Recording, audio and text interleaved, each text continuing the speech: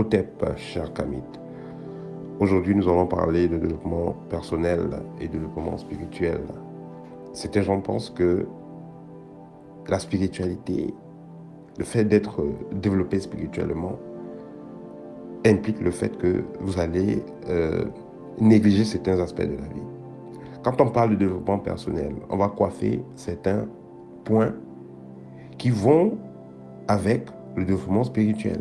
Par exemple, nous avons l'environnement, nous avons le relationnel, nous avons le sport, nous avons sport et activité, nous avons l'alimentation.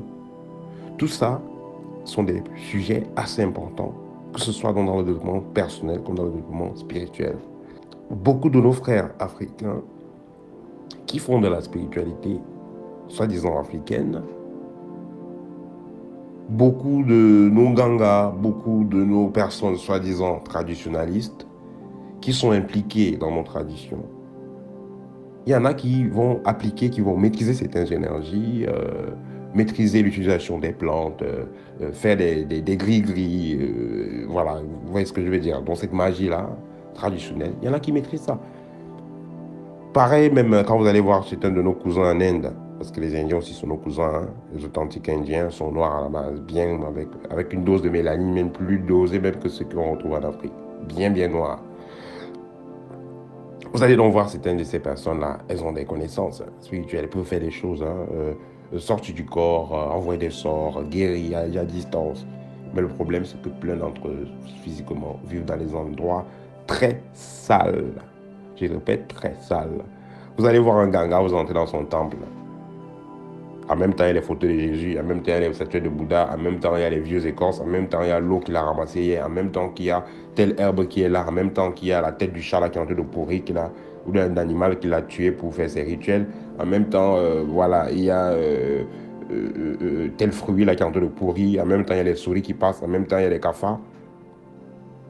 Donc, beaucoup de gens, vous allez voir, soi-disant, ils font la spiritualité, la tradition, on peut appeler ça comme on veut, mais qui vivent dans un environnement très sale. Et quand vous suivez un développement personnel, vous comprenez donc que la saleté ne sert à rien. Il faut être dans un endroit où vous êtes à l'aise, n'est-ce pas? Vous devez être à l'aise où vous vivez. Mais certaines personnes donc vont se concentrer, oui, voilà, il fait de la spiritualité, mais il vit dans un endroit sale, voilà, il n'entretient pas son environnement. Ça, c'est pas du tout correct. Il serait donc important de noter que les deux cas se confondent. Les deux, voilà, donc développement personnel et développement spirituel. Alors, donc ça c'est d'abord l'environnement. Celui qui suit donc un développement personnel, c'est quelqu'un qui apprend à vivre dans un environnement propre. Et ça va avec la spiritualité.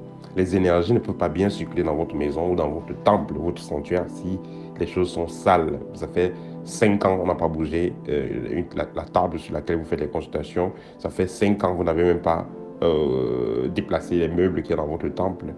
Voilà, ça c'est pas du tout intéressant. Ou même votre maison. Vous faites la spiritualité, vous parlez avec les ancêtres, vous invoquez, vous faites la libation, mais vous avez des vieux rideaux là, vous avez des vieux draps là qui sont déchirés. Tout ça, il est important de travailler dessus. Quand on arrive dans votre environnement, ça doit être comme un petit paradis. Tout doit être fait normalement, tout doit être bien entretenu. Là, vous êtes mieux, vous vous sentez bien dans votre peau. Et les gens qui viendront se sentiront également bien quand ils viendront là. C'est pourquoi vous ne pouvez pas non, négliger votre environnement. Donc, que ce soit développement personnel, développement spirituel, environnement. C'est très important. Dans le développement personnel, on vous fait comprendre, n'est-ce pas, si vous voulez développer votre personnalité, vous voulez atteindre vos objectifs, il est important de comprendre que vous êtes responsable des gens que vous laissez entrer dans votre vie. Celui qui suit un développement personnel, qui va avoir une meilleure personnalité, ne peut pas laisser n'importe qui entrer dans sa vie.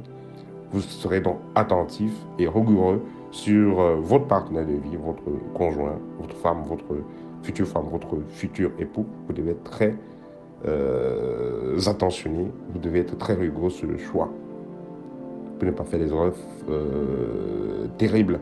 C'est pareil, hein, celui qui suit dans le développement spirituel, pour qu'il soit équilibré spirituellement, il faudra qu'il évite comme ça de se mettre en relation avec n'importe qui.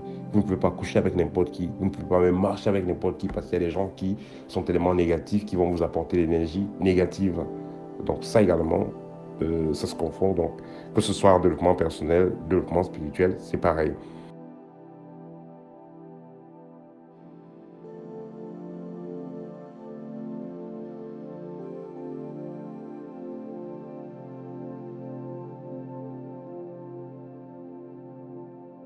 Ensuite, nous avons le sport. Quand on fait un développement personnel, vous savez, l'objectif, c'est qu'on soit meilleur, qu'on soit la meilleure version de ce qu'on peut être. Et le fait de faire du sport, également, ça agit au niveau spirituel. Celui qui fait du sport, comme mes étudiants, je les propose toujours de faire du sport. Celui qui fait du sport, déjà, ça lui permet d'avoir une belle forme. Vous savez, le sport, c'est pas forcément perdre le poids, c'est d'abord pour avoir une belle forme. Vous savez de quoi je parle. Un homme comme une femme a besoin d'une belle forme. Vous devez être attirant, vous devez être séduisant.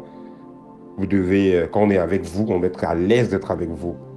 On a dégusté le moment qu'on est avec vous, donc vous devez vous entretenir. Coiffure, physique, sport, tout ça, c'est important. Donc que ce soit dans le développement personnel comme dans le développement spirituel. Celui qui fait du sport, son cerveau aura donc plus d'énergie, il y aura plus d'oxygène, autant que moi.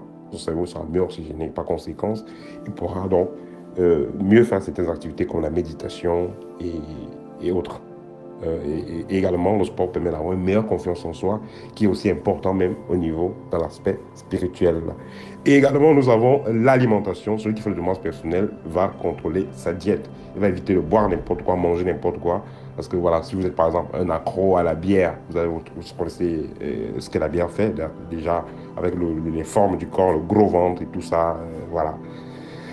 Vous savez, en Afrique, parfois, certains gens disaient qu'on a du ventre qui sort, ça veut dire qu'on a de l'argent. Mais quand on essaie de se développer, on comprend que avoir un ventre qui gonfle et tout ça, c'est pas du tout de l'argent. Avoir du gros ventre, c'est malheureux d'avoir du gros ventre. Voilà. Ça peut arriver avec de l'âge, vous avez accouché, mais vous devez faire l'effort pour avoir un corps, si vous êtes un homme, un corps plus masculin. Voilà. Si vous êtes une femme également, un corps plus féminin.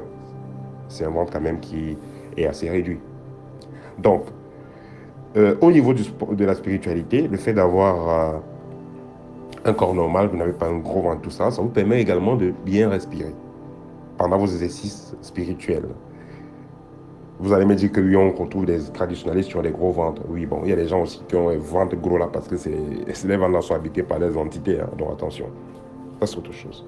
Donc l'alimentation vous permet donc d'avoir également non seulement une meilleure santé, mais vous permet également de vibrer plus haut. Et ça également, c'est traité dans le cadre de la spiritualité. Dans la spiritualité, voilà. Si vous suivez un développement spirituel, normalement, vous devez faire attention à votre alimentation. Donc, vous voyez donc avec moi que développement personnel et développement spirituel, ça va de pair. Et la plupart de nos étudiants font le constat après 2 ou 3 mois. Ils voient déjà comment ils changent physiquement. Et tous nos étudiants, maximum après 6 mois, ils verront donc le changement. Quand vous faites de la spiritualité authentique, même votre physique va changer. Votre peau va changer. Parce que votre sang change. Votre physique va changer. Parce que vous faites des activités nécessaires. C'est ainsi que, voilà, votre vibration va changer. Parce que si le sang change, l'alimentation va changer, le mental même va changer, automatiquement la vibration va changer. Ce qui fait que vous devenez une nouvelle personnalité, une nouvelle personne autant que moi. Vous avez un nouveau code. Et comme on dit souvent, si tu veux devenir ce que tu n'as jamais été, si tu réussis à faire ce que tu n'as jamais fait, fais ce que tu n'avais jamais fait. Vous voyez ce que je veux dire? Donc, vous avez longtemps négligé votre corps. Vous avez longtemps arrêté de faire certaines activités telles que le sport. Vous avez longtemps laissé entrer n'importe quel type de personne dans votre vie. Vous avez longtemps négligé votre environnement. En suivant donc le développement spirituel, vous réglez tous ces paramètres-là. Automatiquement, vous devenez une nouvelle personne pour pouvoir vivre une vie meilleure. Voilà. C'était donc ça le partage que je voulais faire avec vous. Développement personnel et développement spirituel. Si vous avez des questions par rapport au fonctionnement de notre école, vous voulez intégrer notre école Kamit Academy, contactez-moi en privé, je serai heureux d'échanger avec vous et de vous donner les conditions d'adhésion. Notre site www.kamit avec K et S à la fin est disponible. Vous pouvez y aller pour des informations. Voilà. Et également, si vous avez besoin d'un échange direct avec moi, une consultation, je serai heureux d'échanger avec vous. Au TEP, et à très bientôt.